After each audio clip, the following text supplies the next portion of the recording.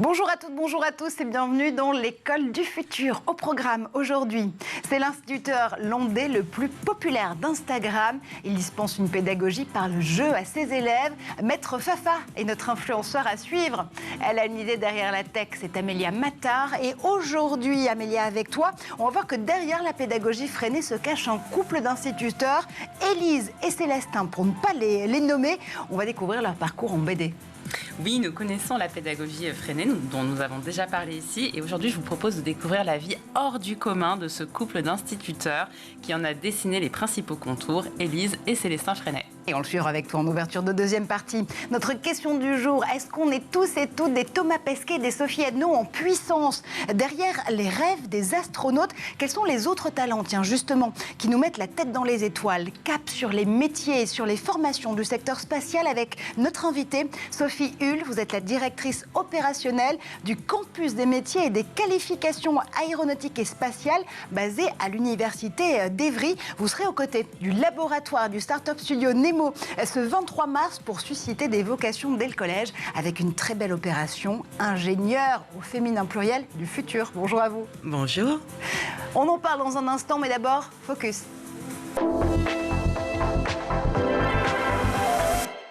Apprendre en s'amusant, oui, on en parle très souvent ici. Dans cette émission, notre influenceur du jour met cette pédagogie ludique en pratique dans les écoles du Vignos et dans les Landes. Mais c'est sous son pseudo de blogueur et d'instagrammeur, Maître Fafa, que Fabrice Rochède s'est fait un nom auprès du grand public. Son portrait, c'est tout de suite avec Xavier Terrade.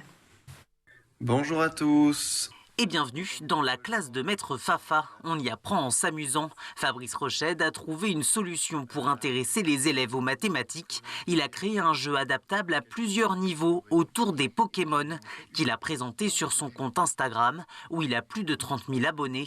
Ce que j'avais fait, c'était des cartes avec, donc je crois qu'il y en avait une cinquantaine avec les nombres décimaux, donc plutôt pour des CM1, CM2. Pour des CE2, CM1 ou même des CM2, il y a les cartes avec les grands nombres. Un jeu téléchargeable gratuitement sur Internet, une aubaine pour ses collègues professeurs. Ce papa de 2 enfants, directeur, enseigne auprès d'élèves de CM1 et CM2 à Vignos, dans les Landes. C'est au moment de la crise sanitaire qu'il s'est véritablement lancé sur les réseaux sociaux. Maître Fafa n'aide pas les élèves uniquement en mathématiques. Il vient de créer pour la rentrée 2022 un nouveau jeu autour de la géographie. Première étape, je pioche 5 cartes. Donc là, par exemple, une. Monsieur Oukilé se trouve dans la région Bretagne. Donc moi, je suis couleur rouge. Donc je vais chercher, localiser où est la Bretagne. Et je vais aller placer ma punaise de localisation.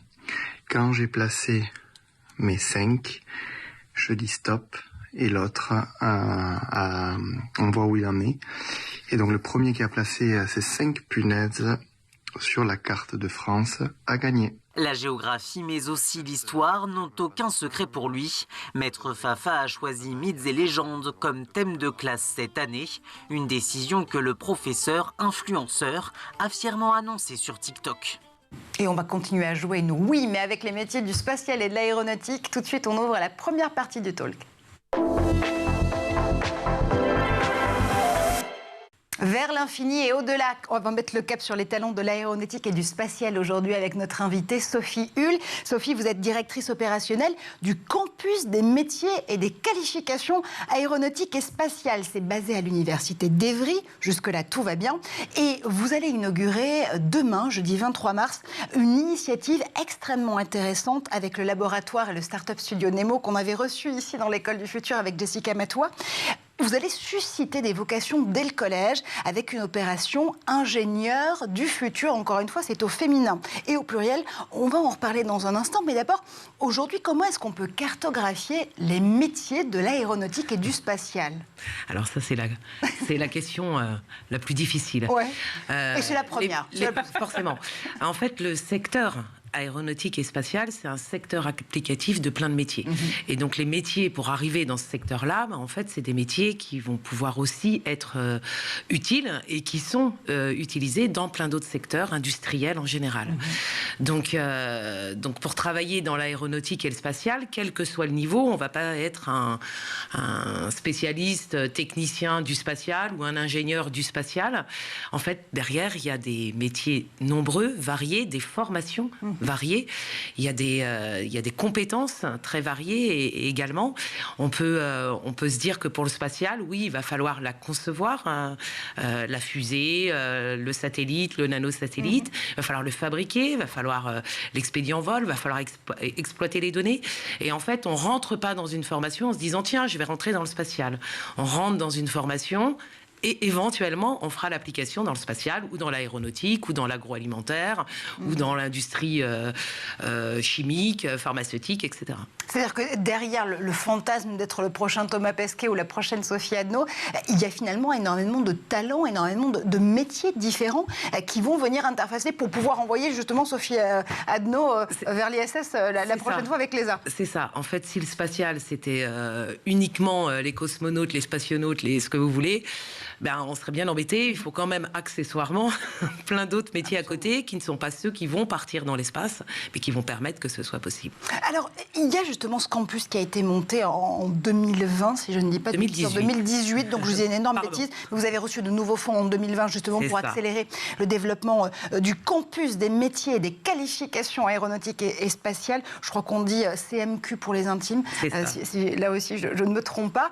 L'idée au départ, c'était de se dire qu'on pouvait réunir au même endroit, un peu sous forme de cluster façon Silicon Valley, à la fois les écoles, les formations, les laboratoires de recherche, les entreprises aussi. C'est ça.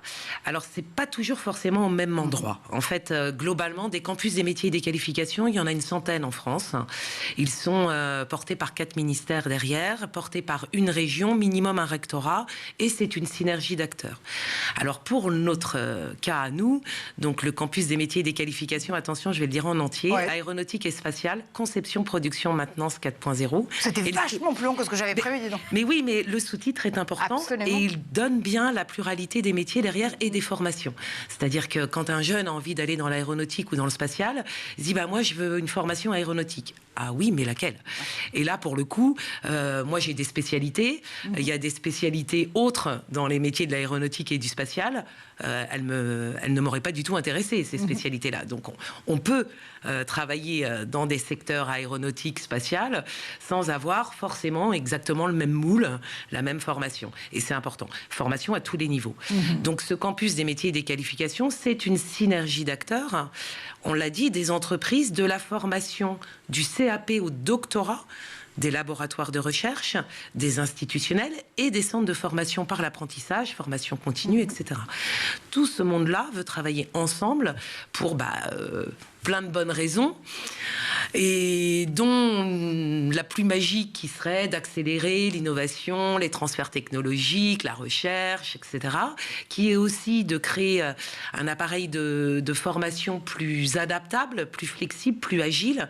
On parle souvent des métiers de demain comme s'ils tombaient du ciel, sur le sol d'un seul coup. Alors qu'ils poussent directement sur le sol, on peut aller les chercher, on peut les ramasser, on peut faire une brassée. En fait, on les voit arriver. Alors on les voit de l'espace, on les voit des laboratoires de recherche, on les voit dans le supérieur, on les voit, etc.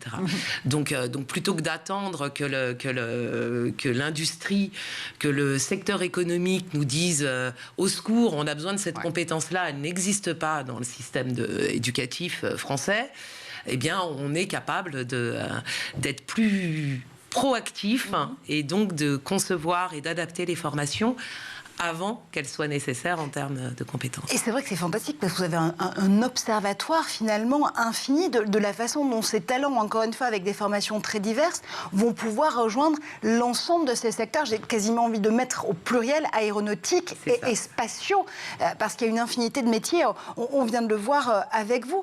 Il y a aussi cette idée de se dire que pour pouvoir rejoindre ces carrières, embrasser justement cette direction de l'aéronautique et du spatial, est-ce qu'il faut forcément être ingénieur ingénieur. Il y a une espèce de totem de l'ingénierie ou du diplôme roi en la matière. Vous parliez de CAP, vous parliez aussi de lycée professionnel, de centres de formation. Est-ce que...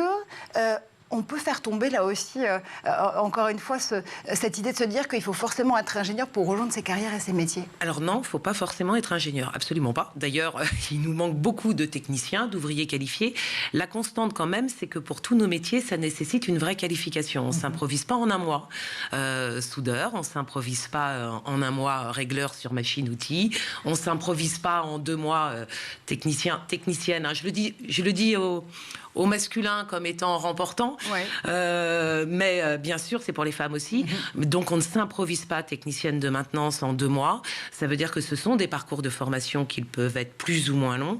On a besoin de tous les métiers. Oui, on manque d'ingénieurs, mais on manque aussi de techniciens. On manque aussi d'ouvriers qualifiés dans tous les domaines de l'industrie, pour l'aéronautique et spatiale, mais pas que pour l'aéronautique et spatiale. Ça veut dire qu'aujourd'hui, le campus des métiers et des qualifications spécialisés justement en aéronautique et spatiale à l'Université d'Évry, il regroupe combien de formations différentes, donc combien de futurs talents? Alors ça, c'est dur.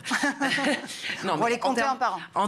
En termes de lycée professionnel, tous les métiers industriels, donc ça veut dire que tous les CAP, Bac Pro, qui ont des dominantes industrielles sur la fabrication, donc fabrication, ça veut dire usinage, ça veut dire chaudronnerie, soudure. Soudure, on en a besoin aussi dans le nucléaire, mais pas que, etc. Maintenance, je vais surtout pas l'oublier, conception, etc. Tous les niveaux de techniciens, par les BTS, par les IUT, qui malheureusement continuent tous leurs études. Donc ça veut dire que les techniciens, on n'a que les sorties de BTS ou licence professionnelle pour s'insérer dans le secteur économique sur ces métiers-là. Et on en manque. Et puis, pourquoi est-ce que tous les IUT continuent? C'est parce qu'on manque aussi d'ingénieurs. On manque vraiment tous les niveaux. Ce qui fait que si on se resitue au niveau du collège, ça veut dire qu'il y a des beaux métiers avec des belles insertions et des beaux parcours, aussi bien par la voie professionnelle, la voie technologique. Alors, j'ai un filtre, la voie technologique plutôt STI 2D, et la voie générale avec mathématiques et... Alors, mathématiques et, en fonction de vos appétences et de vers quel type de filière vous voulez aller, mathématiques et physique, mathématiques et numérique, mathématiques et sciences de l'ingénieur, mathématiques quoi qu'il arrive. C'est bon, je l'ai assez répété. Complètement. Je pense qu'on a envoyé le message mathématiques et. Donc, pour ceux de la voie générale. Pour la voie générale, les maths deviennent finalement une base qui va nous permettre de progresser justement et de monter en compétences en fonction de la façon dont on souhaite rejoindre cet univers et ces métiers de l'aéronautique et du spatial, encore une fois. C'est aussi pour ça que plus tôt on s'y prend pour susciter des vocations, mieux c'est, et que vous participez à cette initiative demain, jeudi 23 mars, avec Nemo, le laboratoire et start-up studio de Jessica Matois, pour pouvoir susciter des vocations dès le collège. Ça s'appelle ingénieur, encore une fois au féminin pluriel, du futur. Comment est-ce qu'on pourrait décrire le portrait robot, justement, de cet ingénieur de demain dans vos métiers? Alors, déjà 2 précisions. La première, c'est qu'on manque considérablement de jeunes dans toutes ces filières, ou de moins jeunes en reconversion, et on manque de femmes plus particulièrement. C'est-à-dire qu'effectivement, on est en gros sous-effectif de femmes chez les ingénieurs, on en reparlera certainement, mais pas que, chez les techniciennes, et encore pire après quand on arrive sur les métiers de la voie professionnelle où effectivement on a très très peu de jeunes filles. L'ingénieur de demain, j'ai envie de dire, il va évoluer normalement comme les autres ingénieurs. Des fois, petit aparté sur les métiers, la transformation, oui, les métiers dans 5 ans, 10 ans ne sont pas tous cernés aujourd'hui, mais on évolue avec ces métiers. Alors là, je suis désolée, je vais faire un petit recentrage sur moi, parce que je ne suis pas toute jeune et que quand j'ai commencé à faire de la conception mécanique, il n'y avait pas d'ordinateur. Ça veut dire quoi? Que je suis retournée à l'école quand on a commencé à avoir des ordinateurs pour faire au début de la DAO, dessin assisté par ordinateur, puis de la CAO, puis... Non, je ne suis pas retournée à l'école. Et la particularité des ingénieurs, c'est pas uniquement qu'on les forme sur leur métier pour aujourd'hui les 2-3 années qui arrivent, mais on les forme aussi à apprendre. On forme à apprendre. C'est-à-dire comment est-ce qu'on reste en veille, comment est-ce qu'on évolue avec son métier, comment est-ce que on reste pas scotché. Vous imaginez bien que si on était tous restés scotchés sur nos formations 40 ans avant, parce qu'il c'est un peu en décalage. Mais c'est justement aussi ce qu'on apprend aujourd'hui avec ces changements de carrière. C'est un chiffre qu'on cite beaucoup dans cette émission, mais on sait qu'on va devoir tous et toutes changer 6 à 8 fois de métier au cours justement de notre vie au travail, que ces métiers du futur, certains existent déjà en partie aujourd'hui quand on peut leur mêler des qualificatifs de l'économie sociale et solidaire et de la transition écologique. D'autres n'existent pas encore parce qu'on a besoin de les affiner justement et de pouvoir les imaginer avec des technologies, on parlait d'industrie 4.0, qui vont aussi les changer radicalement. Mais ce combo, ce mix justement de ces métiers, de ces qualifications du futur fait que forcément ça se prépare dès aujourd'hui. En tout cas, ce qu'il faut garder en mémoire et en tête, c'est qu'il va falloir développer une capacité d'agilité et d'adaptation, être un caméléon justement de ces métiers de ce futur assez spectaculaire. Ce que vous nous dites là, c'est que justement, c'est important de pouvoir se former tout au long de la vie, et c'est encore vrai pour les secteurs aéronautique et spatial. Oui, mais pour tous les secteurs en fait. Il y a des secteurs qui n'ont rien à voir avec l'industrie, qu'elle soit aéronautique et spatiale ou pas, qui se transforment aussi. En fait, vous parliez de l'industrie 4.0, l'industrie dite du futur, 5.0 pour certains. Bon, en gros, cette continuité numérique, la transformation numérique de l'industrie, il n'y a pas que l'industrie qui se transforme. Il y a la totalité de notre société. Et quand les jeunes viennent chez nous et qu'on parle d'industrie et de ces métiers, aujourd'hui, les jeunes qui sont formés dans les métiers dits vers l'industrie, vont aussi vers d'autres secteurs économiques, vers le bâtiment, vont vers les grands magasins. C'est-à-dire qu'aujourd'hui, même dans les magasins, vous utilisez des puces RFID plutôt que des codes barres avec une caissière, et que vous posez votre panier et que tout se fait tout seul. Mais il y a plein de technologies qui sont les mêmes qu'on utilise dans l'industrie. Et puis, ça veut dire que dans ces métiers qui sont en train d'évoluer, il y a aussi d'autres secteurs qui vont aller récupérer les mêmes compétences que celles dites de l'industrie, donc celles qui sont plus techniques, technologiques, et qui n'arrêtent pas d'évoluer et qui effectivement rendent le champ des possibles énorme. On a de la robotique mobile dans les entrepôts, on a du coup des robots aussi dans les entrepôts. Ça veut dire quoi? Ça veut dire qu'il faut les intégrer, qu'il faut les maintenir, qu'il faut les concevoir, les installer, et les programmer, etc. Donc ces mêmes métiers que vous utilisez dans certains secteurs sont en train d'envahir d'autres secteurs. Ça veut dire que ces compétences et ces qualifications que vous permettez aux talents d'acquérir via le campus, c'est autant de langues vernaculaires, industrielles, qui peuvent ensuite être appliquées à une infinité de secteurs autour d'eux. Donc, c'est pas parce qu'on va justement se former à ces métiers de l'aéronautique et du spatial qu'on va pas être amené à travailler pour d'autres industries ensuite, ou d'autres secteurs. C'est ça. Et d'ailleurs, les écoles d'ingénieurs, pour certaines, elles affichent officiellement qu'elles sont aéronautiques. Ok, mais il y en a beaucoup qui ne l'affichent pas. Et heureusement, le secteur aéronautique et spatial recrute aussi sur des filières qui ne s'affichent pas comme étant du spatial. Lesquelles, par exemple? Mais en fait, ça va dépendre. Il va falloir des spécialistes dans les matériaux. Et dans ces cas-là, vous spécialisez dans les matériaux, pas forcément pour le spatial. Vous allez avoir besoin de systèmes embarqués, mais vous en avez dans l'automobile, vous en avez dans l'aéronautique, bien sûr, vous en avez en robotique, vous en avez un petit peu partout, et on en a même deux. Vous en avez dans tous les prolongations des mains que les gens ont maintenant. Ouais. Et c'est un smartphone, bizarrement. Par exemple. Ou une tablette. Ou une tablette, etc. Vous allez avoir donc et tout le panel de ces métiers.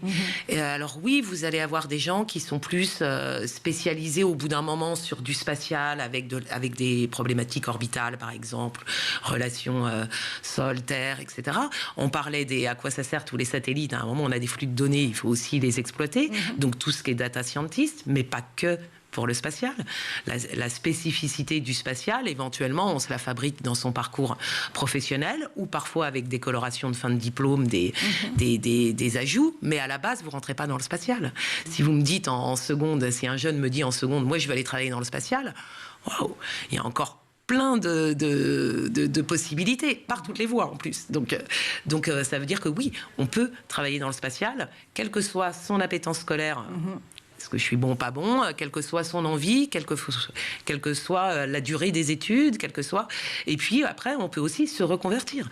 C'est-à-dire que vous disiez très justement, on change de métier, mais c'est aussi les hasards de la vie qui font qu'on change de métier. C'est des opportunités, c'est qu'on évolue, c'est qu'on acquiert des compétences aussi avec l'âge et que du coup, on est plus intéressant sur certains postes, etc. Une fois, il y a un jeune de 3e qui me disait, mais il faut faire quoi comme diplôme pour faire votre métier ? Je lui ai dit, moi, celui d'aujourd'hui, il faut être vieille. Bon, faut avoir de l'expérience. Non, voilà, exactement. Voilà, faut être expérimenté dans sa carrière. C'est ça. C'est pas une question d'âge. Justement, on continue à parler de ces métiers, de ces qualifications pour rejoindre ces secteurs de l'aéronautique et du spatial. Oui, vous pouvez être la prochaine personne qui pourra construire la fusée dont Sophie Adno aura besoin pour aller justement dans l'espace. Comment est-ce qu'on réinvente aussi ces imaginaires spatiaux avec le New Space, une catégorie très particulière des domaines spatiaux et de l'industrie spatiale qui permet de révolutionner littéralement la façon dont on peut embrasser ces métiers. On continue à en parler avec Sophie Hull dans la deuxième partie de cette émission, mais d'abord, on fait un tour du côté de la planète tech.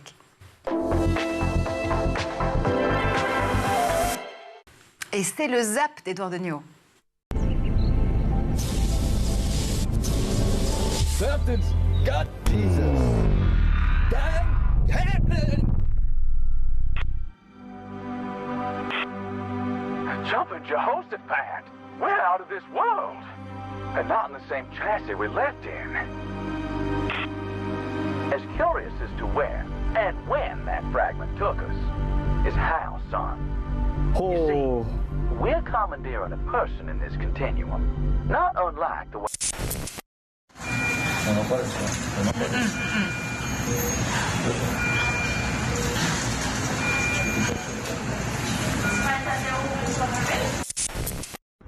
Está preparado?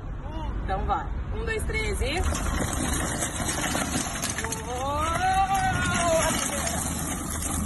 E agora nós vamos para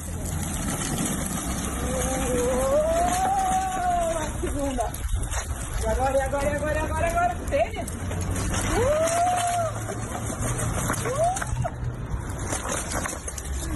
Aê! Mais? Olha o que eu acabei de fazer.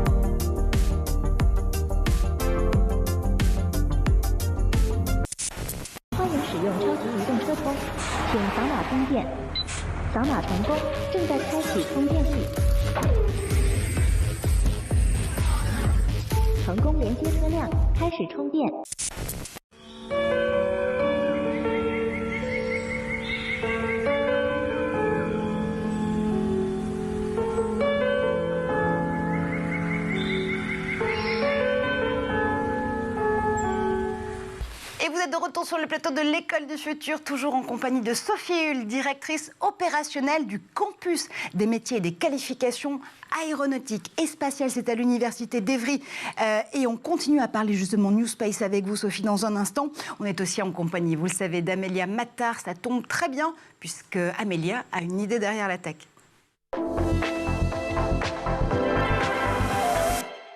Et Amélia, avec toi aujourd'hui, on va découvrir la vie du couple de pédagogues qui se cache derrière cette méthodologie, cette pédagogie Freinet. Un couple d'instituteurs, Élise et Célestin Freinet, oui, mais en BD. Oui, aujourd'hui, je voudrais vous partager un vrai coup de cœur pour la BD Freinet, l'éducation en liberté, d'Alexis Cavaillès, paru en août dernier aux éditions Delcourt. Nous avons déjà parlé ici de la pédagogie Freinet, notamment à travers le podcast La Buissonnière, qui se déroule au cœur de l'école Freinet de Vence, école originelle, fondée en 1934 par les deux grands pédagogues Élise et Célestin Freinet. On suit dans ce podcast, la classe maternelle et son enseignante Marie, un podcast produit et animé d'ailleurs par la brillante Héloïse Pierre, que je salue. Et donc là, on va découvrir la vie de Célestin et Élise Freinet. Est-ce que du coup, on peut suivre, en effet, découvrir ce que cette école de pensée, cette école de pédagogie Freinet a été via cette BD où on se concentre sur le couple lui-même ? Alors, dans cette BD, on raconte notamment effectivement la naissance de l'école hors norme Freinet, mais elle raconte aussi et surtout l'histoire de ce couple d'enseignants qui a dédié sa vie à l'éducation des enfants. La BD débute par Célestin Freinet, que l'on découvre le 1er janvier 1920, dans le train qui l'amène à Bar-le-Loup. L'auteur nous donne à voir les pensées de Freinet, tournées vers la catastrophe encore bien fraîche que fut la Première Guerre mondiale. Et je souligne d'ailleurs ici que ces pédagogues, Freinet ou Montessori à l'époque, étaient vraiment animés par cette idée que l'éducation est le meilleur outil pour lutter contre le fascisme ou le totalitarisme. Il faut vraiment avoir à l'esprit que ces individus ont été traumatisés littéralement, comme toute la société de l'époque, par l'horreur absolue que représente une guerre. Maria Montessori a prononcé en son temps ces mots qui ont été maintes fois repris depuis: l'éducation est une arme de paix. Une arme d'éducation massive, donc. Et qu'en est-il du jeune maître Célestin Freinet ? Eh bien, la BD se poursuit donc sur les débuts de Célestin Freinet dans cette école pour garçons de Bar-le-Loup. On y retrouve, j'ai trouvé, une ambiance assez similaire à celle que raconte Marcel Pagnol dans La gloire de mon père. L'école traditionnelle dans toute sa splendeur et dans toute son horreur surtout. Aucune mixité, une discipline de fer et une absence totale de plaisir d'apprendre. L'auteur nous rapporte là encore les pensées de Célestin Freinet, qui observe tour à tour ses élèves déjà éteints, silencieux, visiblement tristes, et il se dit: tout ce petit monde mérite mieux. Et en 1923, Célestin Freinet participe au congrès des pédagogies nouvelles, un congrès où se retrouvent à l'époque les plus grands pédagogues, dont la célèbre Maria Montessori, qui est déjà immensément connue. Et Célestin revient frustré de ce congrès, car elle constate que ces pédagogies nouvelles, si prometteuses soient-elles, ne sont pas adaptées à l'école publique telle qu'il la pratique. Et en retournant en classe, il décide d'agir à sa sauce, à partir du contexte qui est le sien. Et il décide d'abord de sortir les élèves hors des murs de l'école pour faire des sciences naturelles de manière empirique au milieu de la nature. Les élèves sont invités à observer, à dessiner, à prendre des notes, puis à restituer en classe leurs observations par écrit. Est-ce que cette audace, du coup, ça s'avère payant ? Oui, très clairement. Il voit tout simplement les élèves sourire et s'ouvrir. Cette initiative déclenche la motivation et l'envie d'apprendre des élèves. Et il ne s'arrête pas là. Il innove encore en introduisant une presse, autrement dit une mini-imprimerie en classe, pour que les élèves puissent écrire et imprimer leur propre petit journal. Là encore, les enfants dont il a la charge vont se transformer, s'éveiller, s'enthousiasmer et investir l'école comme ils ne l'avaient encore jamais fait. Célestin Freinet est remarqué alors par un journaliste qui raconte cette aventure hors du commun dans un article sur lequel une certaine Élise Lagier-Bruno va tomber, enseignante elle aussi passionnée d'éducation, qui prend alors la décision de lui écrire. Elle deviendra sa femme, belle histoire d'amour, et contribuera au moins autant que lui à la pédagogie Freinet, en introduisant notamment l'idée de l'enfant artiste. Dans cet article, le journaliste cite Célestin Freinet en ces termes que j'ai trouvé très justes. L'école n'est pas le lieu de l'apprentissage d'un programme défini, elle doit être le lieu de l'apprentissage de la vie. Alors du coup, est-ce que cette pédagogie va pouvoir s'essaimer ? Est-ce qu'elle va s'étendre à d'autres régions et à d'autres écoles de pensée tout court ? Oui, le couple déménage ensuite à Saint-Paul-de-Vence dans les années 30. Ils réintroduisent là encore et avec succès l'imprimerie en classe, mais plus encore, ils arrivent à créer un réseau effectivement d'enseignants qui suivent cette idée et qui conçoivent un journal à partir des articles rédigés par les élèves. Alors malheureusement, l'idylle éducative tourne au vinaigre. Les notables de Saint-Paul-de-Vence accusent Freinet de communisme et le poussent à cesser toute activité d'enseignement. Mais il en faut plus à ce couple engagé pour baisser les bras. Ils décident tout bonnement d'ouvrir leur propre école avec une vingtaine d'élèves financés par des mécènes. Une école qui fait la part belle à la nature, à la gastronomie, à l'exercice physique avec une piscine. Je trouve ça génial. Et cette école est d'abord illégale. Mais elle obtient ensuite une autorisation officielle de fonctionner et deviendra des années plus tard une école publique. Et c'est dans cette école de Vence que se déroule le podcast La Buissonnière, dont j'ai parlé au tout début de la chronique, La bouclée.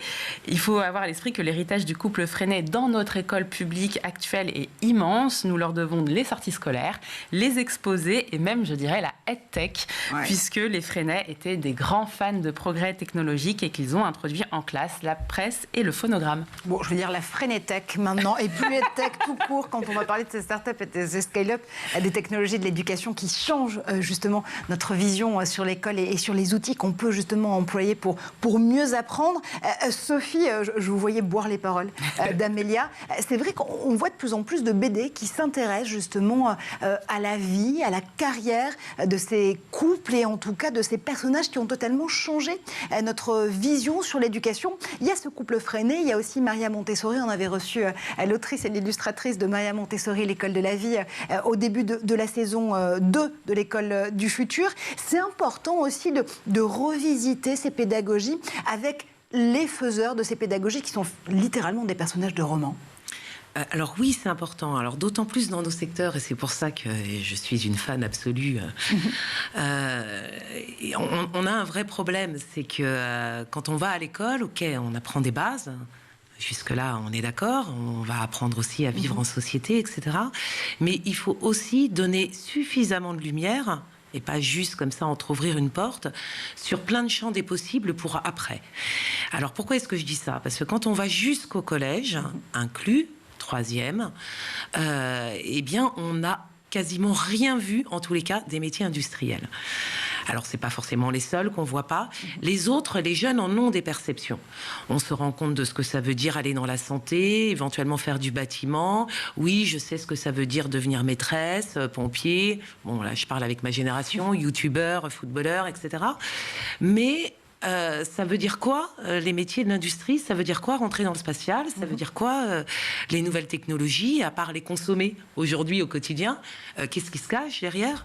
Et ça, ça peut pas se découvrir dans un cours de maths, dans un cours de SVT, d'histoire géo. Et pourtant, ça devrait, justement. C'est-à-dire que si on avait une approche plus pragmatique et plus appliquée des maths, des STEM, de la science, du numérique, pour pouvoir exactement nous donner la façon de mettre les mains dans le cambouis, si j'ose dire, de ces sciences du numérique et de l'industrie, on pourrait se rendre compte tout de suite de la finalité, justement, de la matière qu'on est en train d'étudier. Alors oui, certainement, sauf que là, plusieurs choses. Déjà, il faut savoir que le mot industrie n'est enfin plus un gros mot en France, mais ça l'a été, il faut être honnête.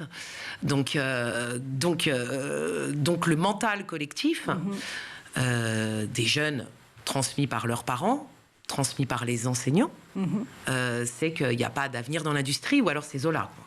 On en est loin de Zola. C'est pour ça d'ailleurs que sur notre centre innovation à Évry, on reçoit beaucoup de jeunes, mais aussi beaucoup d'enseignants, beaucoup de personnel dédié à l'orientation, et on reçoit aussi des parents maintenant. C'est-à-dire qu'il faut montrer. Dans l'industrie, on n'ouvre pas les portes de l'industrie si facilement, et on ne peut pas rencontrer les métiers industriels par hasard. On ne peut pas en avoir une perception facile en 10 minutes. Donc, et en plus, ils sont tellement nombreux que là, pour le coup, si on voulait vraiment fouiller, il faudrait vraiment du temps. Donc, il y a des choses qui existent sur le net. On parlait du spatial tout à l'heure. Il y a un site qui s'appelle Les métiers du spatial, et on va s'apercevoir que dans ces métiers du spatial, il y a plein de métiers qui sont aussi utiles pour d'autres choses que le spatial, mais au moins, on peut se dire, voilà, quels sont les champs applicatifs et comment est-ce qu'on recrute dans ces domaines-là. Comment est-ce qu'on donne cette appétence? Eh bien, forcément, en faisant découvrir et puis en démystifiant. Et c'est là aussi où on va travailler avec des petits garçons. Et pourquoi je dis petits? Parce qu'il faut commencer tôt pour donner ces appétences, parce que plus on attend, plus il y a des stéréotypes après. Donc l'industrie, c'est sale, ça c'est pour les garçons, et puis l'industrie, c'est pas pour elles, ça c'est pour les filles.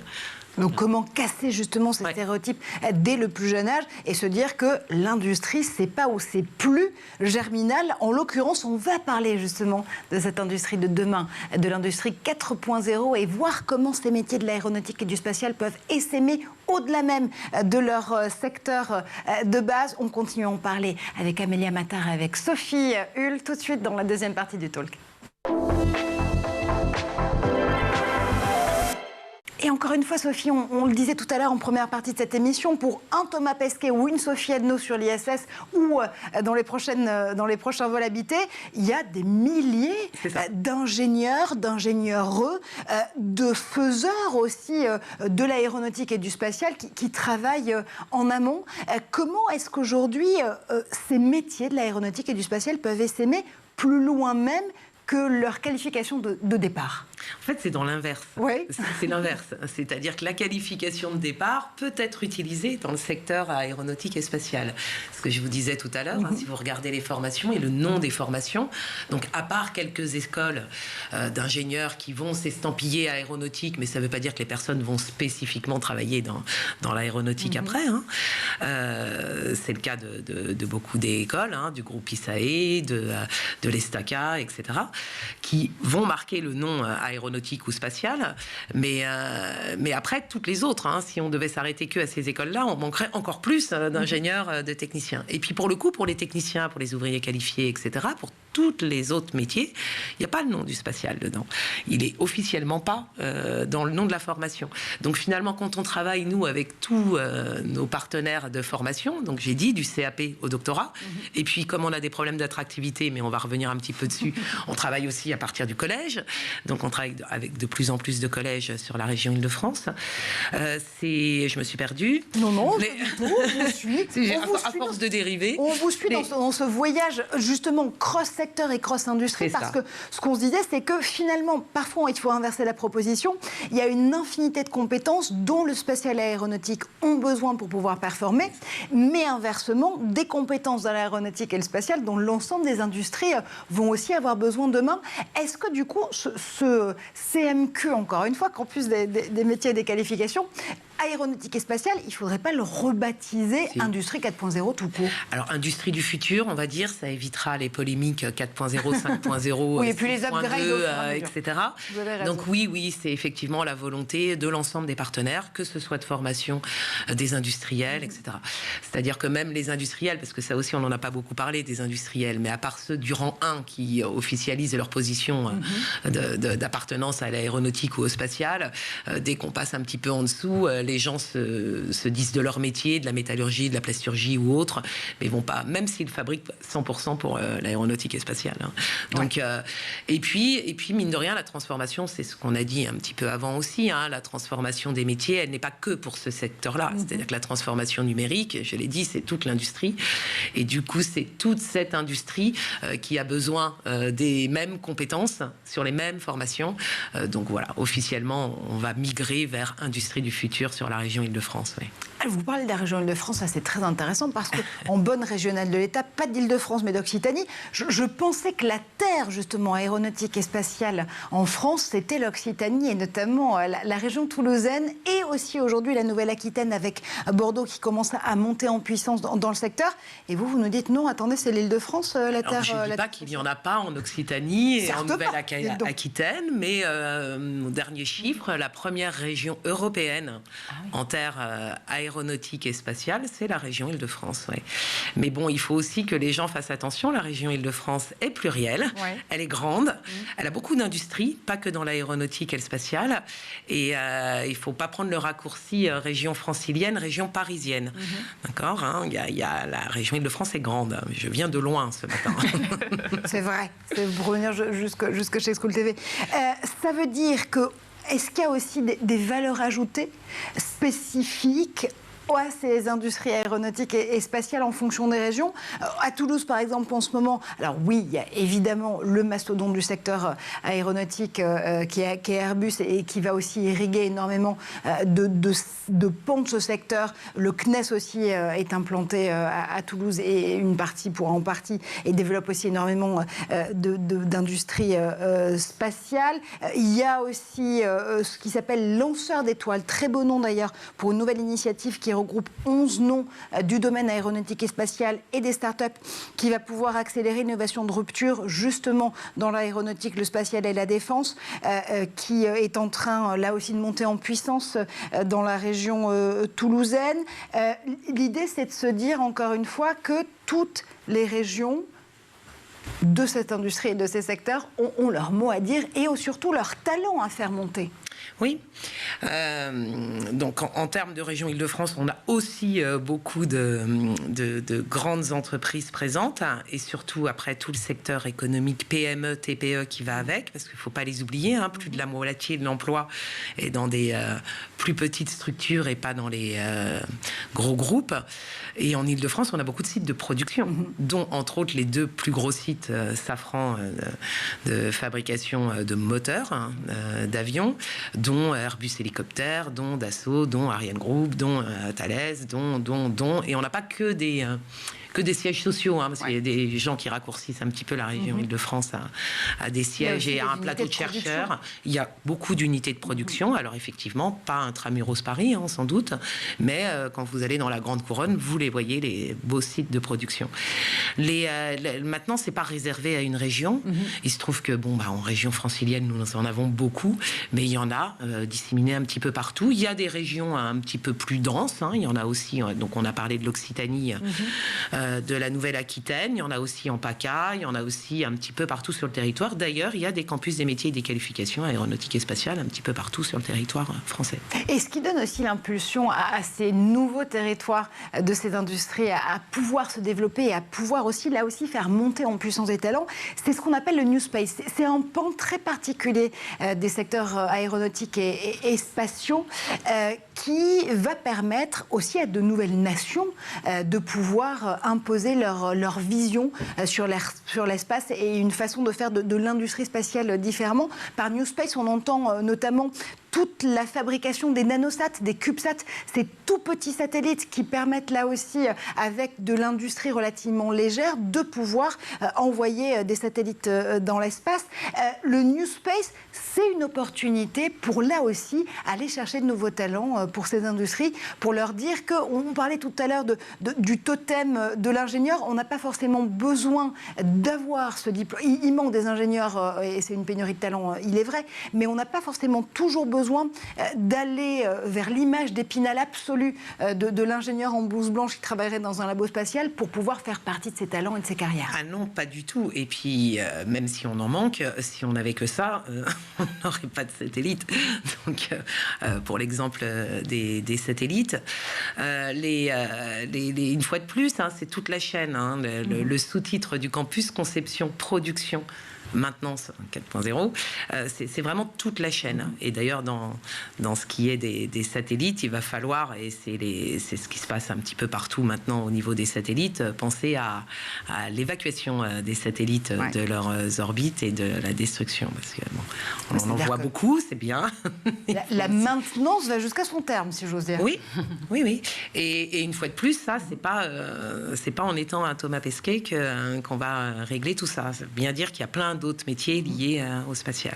Mais maintenant, le spatial et l'aéronautique, mais le spatial particulièrement, c'est un bon vecteur d'attractivité vers des filières, des formations, des métiers qui, entre autres, emmènent au spatial, mais qui peuvent aussi nourrir et donner des vocations sur d'autres secteurs. Dernière question avec vous, Sophie. Est-ce que c'est aussi une porte d'entrée sur un imaginaire pour réenchanter l'industrie ou les industries au pluriel, en se disant que tiens, on va pouvoir justement aider Thomas Pesquet et Sophie Adno à se propulser dans l'espace pour aller sur l'ISS ou sur le prochain vol habité, en se disant qu'on va pouvoir rapatrier des satellites qui sont en panne ou qui sont en fin de vie de l'espace à la Terre.